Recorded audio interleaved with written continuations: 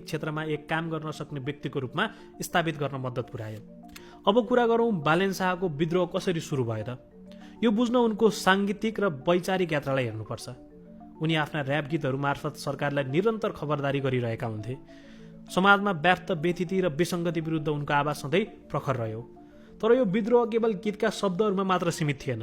उनी पर्दा पछाडि एउटा दक्ष इन्जिनियरका रूपमा विभिन्न प्राविधिक कामहरूमा पनि सक्रिय थिए। सन् 2017 अर्थात् 2074 को स्थानीय चुनावको त्यो दिन बालेनको जीवन र नेपालको भावी राजनीतिको लागि एउटा महत्त्वपूर्ण टर्निङ पोइन्ट बन्यो। मे 14, 2017 मा जब देशभरि मतदानको उत्सव थियो, बालेनले सामाजिक सञ्जालमा एउटा यस्तो स्ट्याटस लेखे जसले धेरैलाई अचम्ममा पारिदियो। उनले घोषणा गरेका थिए, आज मैले भोट हालिन किनकि म आफै उम्मेदवार थिइनँ। म सिभिल इन्जिनियर हुँ र स्ट्रक्चरल इन्जिनियरमा मास्टर गर्दैछु। मलाई देश कसरी बनाउनु पर्छ भन्ने थाहा छ। अर्को पटक म आफैलाई भोट हाल्नेछु र आफ्नो देश विकास गर्नेछु। मलाई अरू कसैको भर लाग्दैन। त्यति बेला धेरैले उनलाई एउटा सामान्य युवाको क्षणिक जोस मात्र ठाने। कसैले त्यसलाई ऱ्यापरको एटिट्युड भने त कसैले यसलाई मजाकको रूपमा उडाए। तर बालेनका लागि यो केवल एउटा फेसबुकको स्ट्याटस मात्र थिएन। यो त आफैसँग गरिएको एउटा गम्भीर बाचा थियो। यो ऐतिहासिक पोस्टले के प्रमाणित गर्छ भने उनको राजनीतिक उदय कुनै अचानक आएको लहर थिएन, बरु यो त वर्षौंदेखिको एउटा ठोस योजना र अदम्य साहसको परिणाम थियो। समयको गतिसँगै बालेनको सार्वजनिक उपस्थिति र सक्रियता झन प्रकट बन्दै गयो। उनले समाज, सुशासन र विकासका मुद्दाहरूमा आफ्ना स्पष्ट र तार्किक धारणाहरू राख्न थाले, जसले गर्दा जनमानसमा उनको प्रभाव बढ्दै गयो। त्यति बेला नेपालको विद्यमान राजनीतिक प्रणालीप्रति जनताको चरम असन्तोष चुलिएको थियो र विशेष गरी युवा पुस्तामा पुराना राजनीतिक दलहरूले आफ्ना सपना र आकांक्षाहरूको प्रतिनिधित्व गर्न सक्दैनन् भन्ने गहिरो विश्वास पैदा भइसकेको थियो। यही बदलिदो परिवेश र राजनीतिक शून्यका बीच सन् 2022 मा बालेनले एउटा साहसी र अप्रत्याशित निर्णय गरे। काठमाडौँ महानगरपालिकाको मेयर पदमा स्वतन्त्र उम्मेद्वारको रूपमा चुनाव लड्ने घोषणा। कुनै ठूलो राजनीतिक शक्ति वा विरासतको साथ नभएका कारण धेरैका लागि यो निर्णय आश्चर्यजनक थियो। तर बालेनसँग कुनै पार्टीको झण्डा नभए पनि वर्षौंदेखि आर्जेको जनविश्वासको एउटा बलियो आधार थियो, जसले गर्दा उनको उम्मेदवारी केवल चर्चामा मात्र सीमित रहेन, बरु एउटा शक्तिशाली राजनीतिक लहरमा परिणत भयो।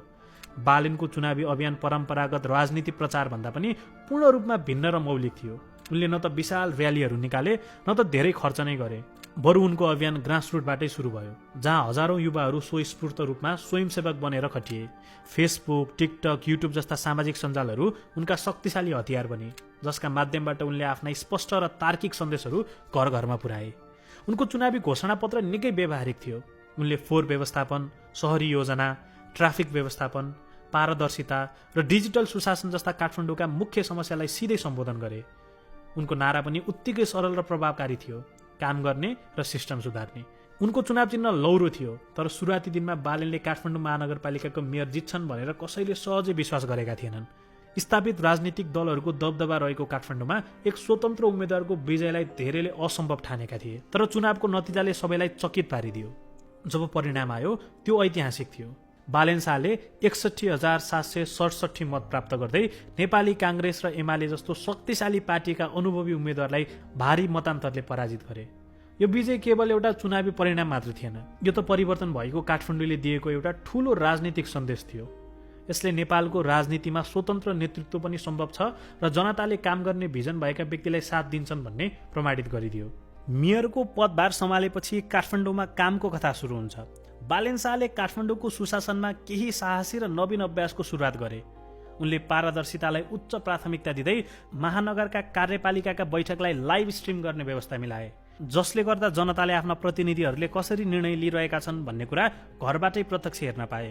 यो नेपालको स्थानीय तहको राजनीतिमा पारदर्शिताको एउटा नयाँ र अनुकरणीय उदाहरण बन्यो।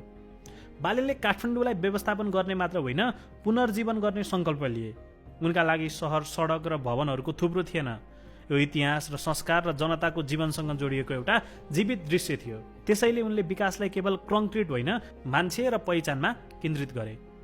सडकका मुख्य क्षेत्रहरूमा फुटपाथ विस्तार गर्दै उनले सडकलाई गाडीका लागि होइन, मान्छेका लागि बनाउने सोच अघि सारे।